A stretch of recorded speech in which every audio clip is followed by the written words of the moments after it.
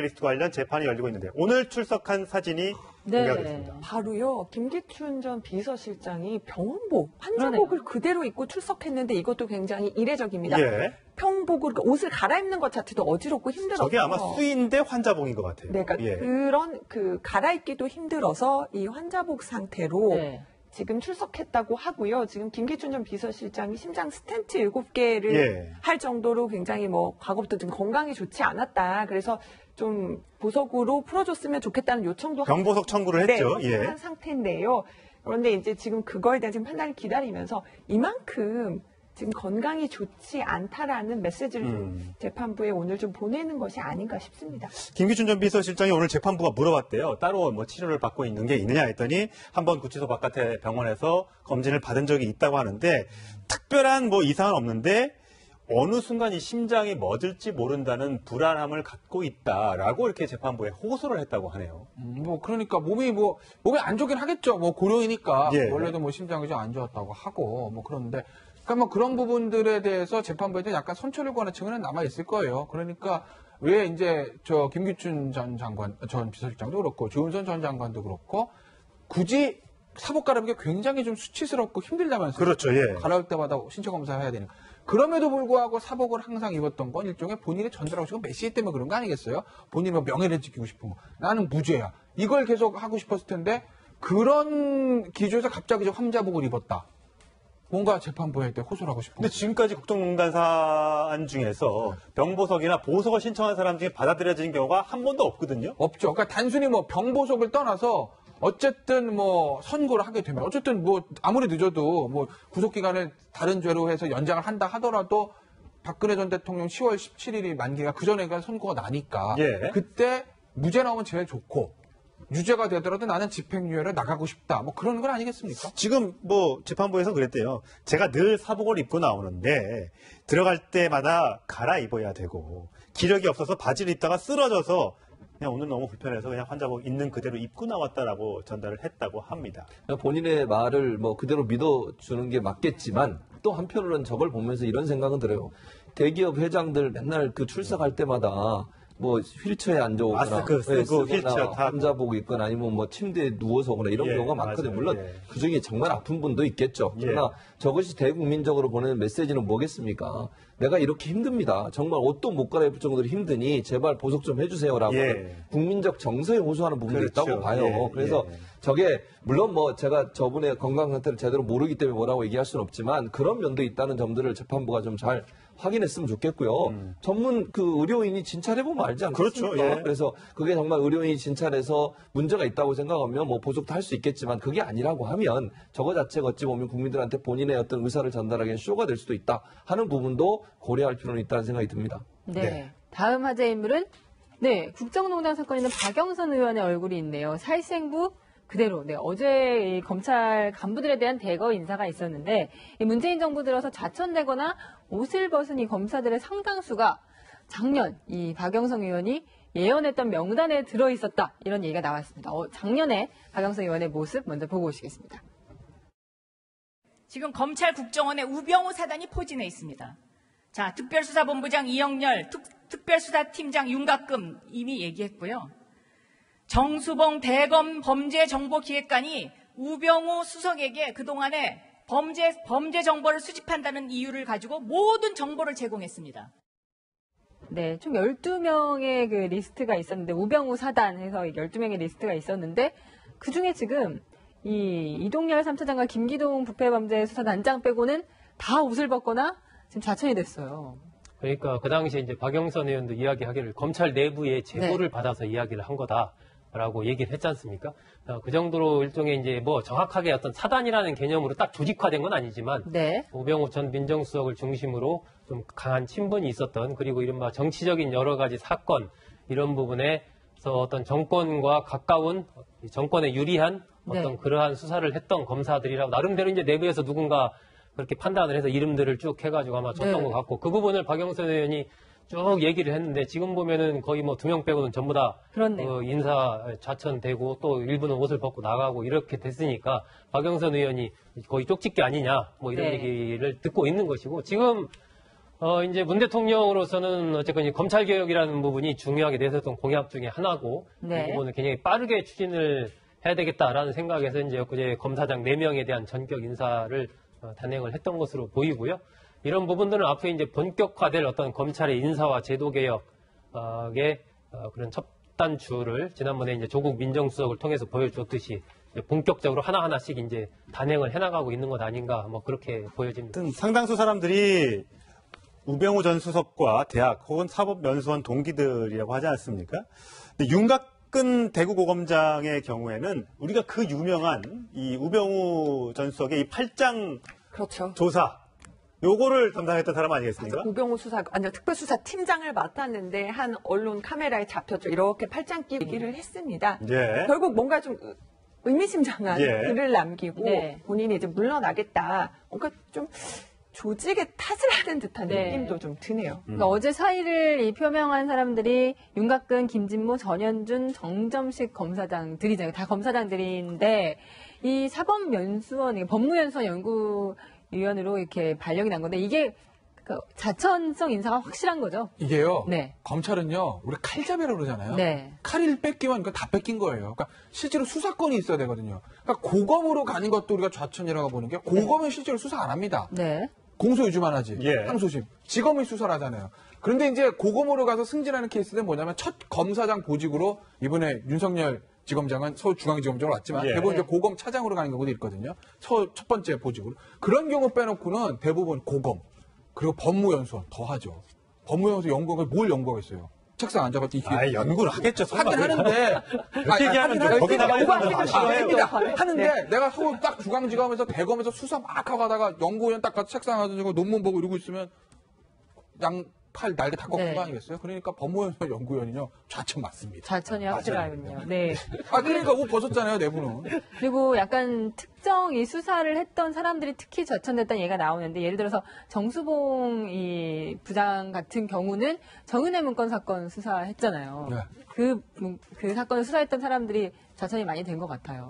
그렇죠. 그뿐만 아니라 지난 정권의 최수의 게이트와 관련된 사건을 수사했는데 그 수사 결과가 미진했다라고 이제 나왔던 그런 사람들이 전부 다 좌천이 된 거죠. 그게 다 네. 이제 뭐 우병호 전 수석과 관계가 있는 것 아니냐라는 이제 생각들을 청와대에서 보고 있다고 봐야 되겠어요. 근데 이런 게 있어요. 원래는요 저렇게 한번 좌천돼도 살아나는 경우도 생기거든요. 한 2번 이사 탈락하고 살아나는 경우도 있습니다. 근데 저분들 입장에서 보면 지금 이 문재인 대통령과 청와대 시각이 어떤지 너무나 잘 알고 있는 거기 때문에 네. 이번에 내가 좌천된들 살아날 가능성이 있다고 볼 것인가. 더군다나는 윤석열 중앙지검장 다 선배인데 그러니까 사표를 내는 거죠. 근데 뭐 옛날에 박근혜 정부 시절에 꺼진 불도 다시 보자 뭐 등등의 얘기도 있었지 않습니까? 완전히 꺼지면 다시 우병우 전 민정수석도 변호사로 나갔다가 다시 이제 컴백했던 케이스이기 때문에 앞으로 어떤 일이 일어날지 모르겠습니다만 지금 얘기한 것처럼 기수무나 이런 것들이 계속해서 남아있고 국민들의 어떤 질타, 국민들의 검찰에 대한 불신이 많기 때문에 과연 이 검찰 개혁 어떻게 될지 좀 지켜보는데 홍준표 전 경남지사 대선 후보였죠.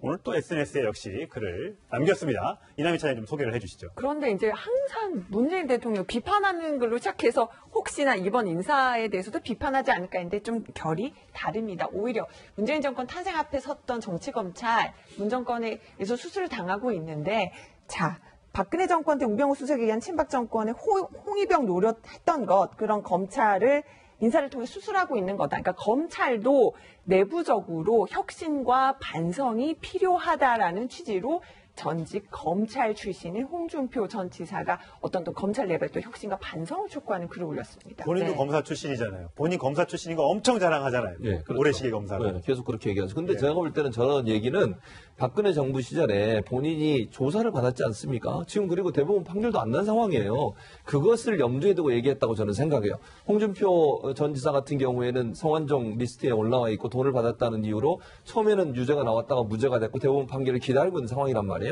그런 상황이라면 그 전에 검찰에서 얼마나 불만이 많겠습니까? 박근혜 정부에서 본인이 탄압받았다고 생각을 하는 것이죠. 예. 그래서 검찰에 대해서 나를 세우는 것 같고, 그러니까 본인은 저것도 사실은 메시지 자체가 내 판결도 내 조사도 좀 제대로 하세요라고 하는 검찰의 저는 메시지라고도 볼 수 있다고 봐요. 그래서 네. 본인은 본인의 어떤 개인적인 어떤 감정, 개인적인 생각이 반영돼서 문재인 대통령을 지지하고 좋아하는 것보다는 그런 감정이 검찰에 대한 서운함으로 드러난 게 아닌가 하는 생각이 듭니다. 네. 네. 자, 검찰 무소불위 권력으로 끝날 것이다. 이렇게 친정에 직격탄을 날렸는데 홍준표 전 경남지사는 다음 주 월요일부터 본격적인 전당대회 준비를 위해 전국을 순회한다고 합니다. 자, 청와대 소식으로 넘어가 보도록 하겠습니다. 소식 좀 전해드려야 될 텐데 오늘 아침에 아까 속보로 전해드렸다시피 김희수 헌법재판소장에 대한 인사청문 보고서는 채택이 불발이 됐습니다.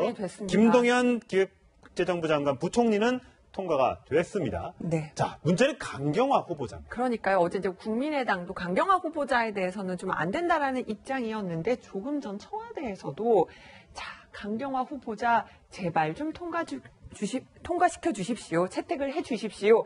라고 호소하는 메시지를 냈습니다. 네. 어제는 또 그 위안부 피해 할머님들이 또 강경화 후보자 외교부 지지선언을 하면서 외교부 장관이 됐으면 좋겠다 이렇게 하기도 했는데 청와대에서 조금 전에 다시 한번 국회에서 채택해 주십사 하고 호소하면서 지금 이 인사 관련돼서 지금 난관을 돌파하려고 하고 있습니다. 근데 좀 더 좀 적극적인 노력도 필요하지 않을까 싶네요. 네.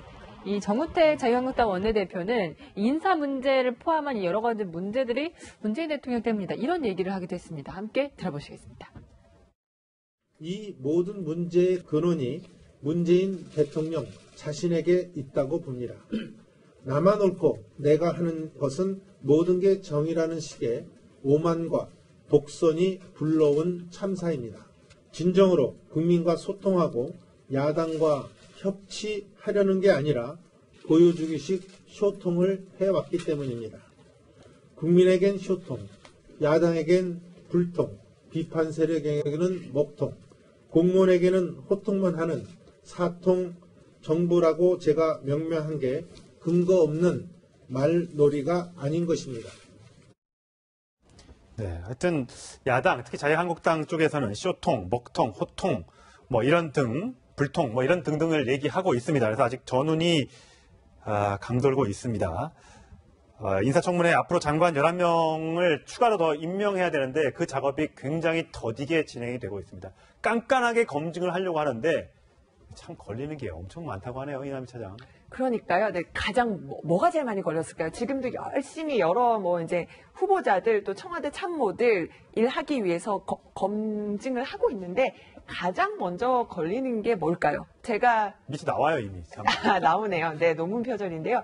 특히나 이렇게 여러 가지 일 하다 보면은 야간대학원, 특수대학원 다니는 분들이 참 많거든요. 예. 직장인들이 가장 많이 다니다 보는데 이렇게 다니면서 이 대학원들 같은 경우는 또 연구도 있지만 뭔가 친목을 다지고 네트워킹을 쌓는데 목적이 있다 보니까 좀 논문을 쓰는데 사실상 그렇게 노력을 기울이지 않았다고 해야 될까요? 예. 여기서 이제 논문이 가장 큰 문제가 되는 경우가 많았다고 하고요. 자막이 조금 전에 나갔던 것처럼 2위는 위장 전입. 지금 여러 후보자들도 지금 보면 위장 전입 이슈들이 논란들이 계속 이어졌는데 2위가 위장 전입 논란이었다고 합니다. 그러니까 뭐 대학교에 계시니까 많은 사람들이 뭐 우리가 시청말로 가방끈 이걸 좀 길게 하기 위해서 야간대학원, 특수대학원 이런 거 다니잖아요. 그렇죠. 근데 심사해 보시면 논문 제대로 잘 안 쓰지 않습니까? 뭐 그렇게 제가 얘기하면 상당히 어려우신데 어쨌든 그런 부분이 있어요. 일반 대학원이라고 주간에 다니는 학생들하고 특수대학원이라고 야간에 다니는 학생들을 동일한 기준에서 심사하기 상당히 어려운 부분이 있어요.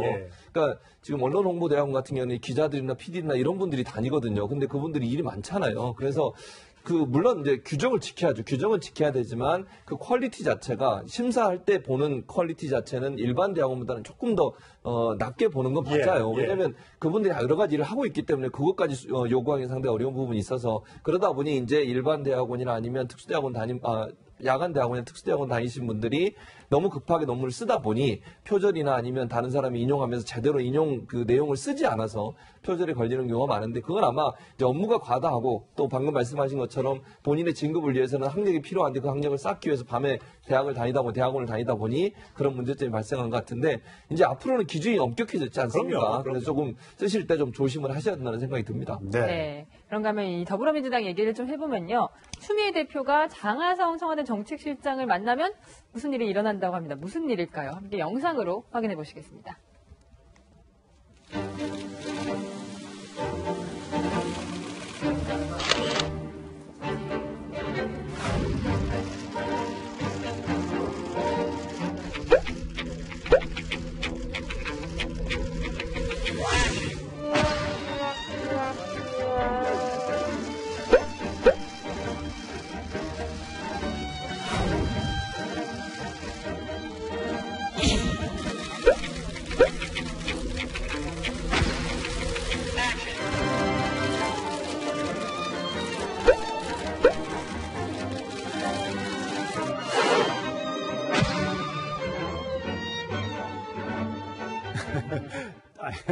장하성 정책실장이 뭐 좋은 거 봅니다. 하여튼 당청 간에 소통이 잘 된다는 건 좋은데, 뭐 과거 임종석 전 비서실장에게도 이렇게 뭐 아우 뭐 이렇게 하면서 포옹하고 뭐 이런 것들이 많아서, 하여튼 오늘 저녁에 당청이 만난다고 합니다. 문재인 대통령이 이 여당 지도부들을 뭐 불러서 만찬을 한다고 하는데 좋은 결과 있기를 기대해 보도록 하겠습니다.